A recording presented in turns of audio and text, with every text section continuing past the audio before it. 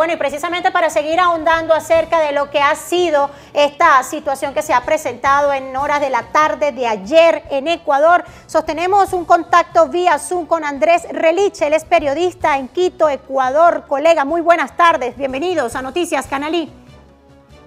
Buenas tardes, Dulce, y buenas tardes a la audiencia de Canalí. Bueno, Andrés, nuevamente la violencia vuelve a teñir de rojo las calles de Ecuador. En esta oportunidad, una nueva víctima. En esta oportunidad, un candidato a la presidencia. Así es, ayer el país se conmovió, fue la primera reacción de conmoción al conocer, primero de incredulidad, ¿no? Porque Fernando Villavicencio, ustedes han hecho una buena reseña de los últimos sucesos que se han registrado desde ayer hasta este mediodía. Y Fernando Villavicencio, me permito informarles que era uno de los candidatos que tenía mayor resguardo de parte de elementos de la policía. Cuando él fue asambleísta, legislador, diputado, como quieran decirle, era presidente de la Comisión de Fiscalización de la Asamblea Nacional. Efectivamente, como ustedes bien reseñaban, llevaba adelante muchas investigaciones sobre temas de narcotráfico, corrupción en las empresas públicas, corrupción en los contratos petroleros, y ha abierto muchos frentes, ¿no? También él había denunciado la vinculación de las organizaciones criminales transnacionales y sus franquicias en el Ecuador con la política. Había acusado directamente a uno de los cabecillas de la banda de los Lobos, alias Fito, de que lo había amenazado. Eso sucedió hace 2 semanas.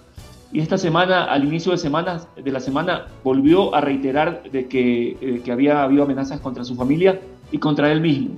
Andrés, y vale decirlo también. Sí, hablabas precisamente de estas personas que forman parte de esta organización delictiva, en Los Lobos, precisamente hablabas, y en redes sociales ha estado circulando un video precisamente donde se señala esta organización. Sin embargo, no hay nada confirmado con respecto, a pesar de que esta persona que integra esta organización delictiva pues dio el paso y amenazó de muerte a Fernando Villavicencio.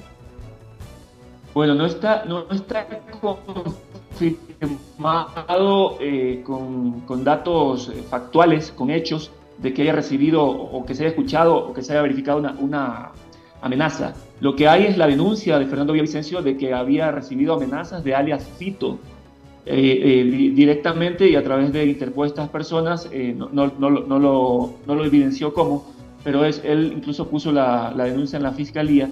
Y sobre el video que refieres, circuló anoche un video donde estaban unos sujetos vestidos de negro y encapuchados, pero ya se verificó que es un video de un grupo mexicano y que se le había hecho un montaje de voz, ¿no?, para simular que era esta banda. Luego, hoy en la mañana circuló un video donde un grupo de personas que aparentemente forman parte de esta organización, desmentían lo anterior. Eso es lo que hay como datos factuales, ¿no?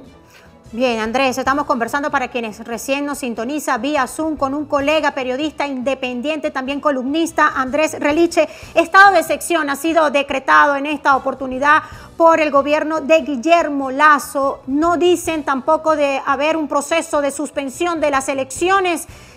¿Cuál es el panorama que se puede evidenciar tras esta ola que no solamente cobra la vida en esta oportunidad de este candidato, sino que en el mes de julio exactamente, el alcalde de la población de Manta, Agustín Itriago, también fue víctima?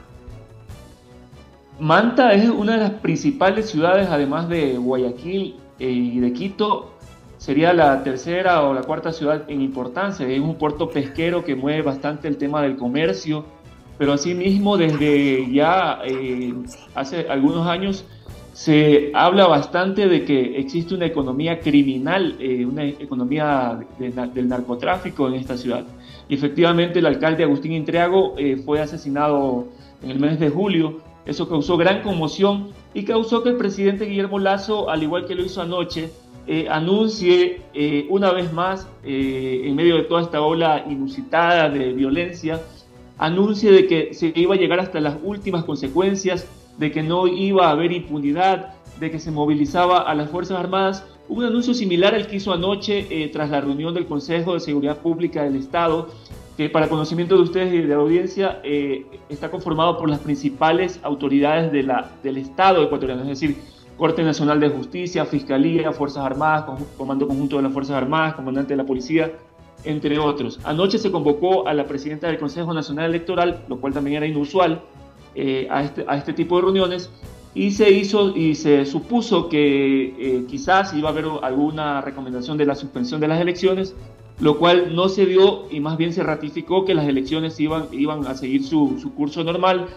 ¿Qué sucede ahí? Que el Código de la Democracia, que es la ley electoral, prevé que en este tipo de casos, cuando un candidato por algún motivo fallece, lo reemplaza inmediatamente la segunda en su papeleta. En este caso sería la Andrea González Nader, una ciudadana guayaquileña que era la fórmula electoral en la papeleta de Fernando Villavicencio. Ella sería quien asuma la candidatura a la presidencia. Andrés, ya estamos llegando a la fase final de esta participación, reiterándote por supuesto nuestro agradecimiento de verdad por conectarte con nosotros, pero una forma de describir lo que han vivido los ecuatorianos en los últimos meses, motines carcelarios, atentados, ataques de bomba, ¿qué viene para Ecuador ante esta situación que es bien compleja por el hecho de asumir la oportunidad o quizás el llamado quizás de la población de enfrentarse ante las urnas y poner el nombre, postular en esta oportunidad las organizaciones políticas que están haciendo vida en Ecuador de enfrentarse pues a esta ola de violencia, porque pareciera que el ojo puesto es precisamente en las personas que quieran postularse en esta oportunidad como candidato a la presidencia? Bueno, para responder puntualmente a tu pregunta, ¿qué se viene? Es un ambiente de incertidumbre, es el ambiente que hemos estado viviendo desde julio del 2021, si no me equivoco, cuando explotó la violencia al interior de los centros penitenciarios. Esta violencia al inicio, claro, las autoridades decían se están matando entre ellos. Luego fue como una especie de escalada, una progresión de violencia que nunca habíamos visto en nuestro país. Yo tengo 49 años de edad, tengo 18 años como periodista y sigo con mucho detenimiento lo que sucede en el país, en el tema político, en el tema social, en el tema económico, y nunca se habían visto este tipo de manifestaciones de violencia. Entonces, como te decía, la violencia inició en las cárceles con masacres que también de una forma cruel se mataban, se despedazaban, para ser bastante gráfico, a los enemigos. Entonces el gobierno decía que se estaban matando entre ellos. Luego esta violencia pasó a las calles y se mataban a personas al estilo sicariato, que también no había mucho esto acá, y seguían diciendo se están matando entre ellos. Después empezaban a matar a los ciudadanos y la policía y ciertos medios decían son víctimas colaterales.